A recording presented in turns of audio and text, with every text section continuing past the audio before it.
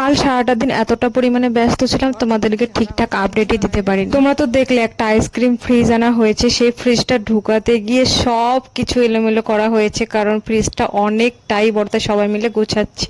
দেখো দোকানের অবস্থা, সব এলোমেলো, সব এলোমেলো। ওই যে বাইরে অনেক জিনিস পড়ে পড়ে আছে, এইখানে এলোমেলো, নিচে এলোমেলো। জানি না এগুলো কখন গুছিয়ে শেষ করব।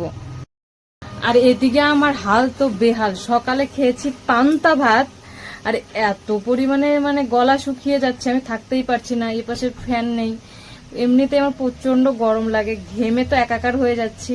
তোমাদের দাদা ভাই নেই এখন, আমি বর্তমানে একা একাই আছি।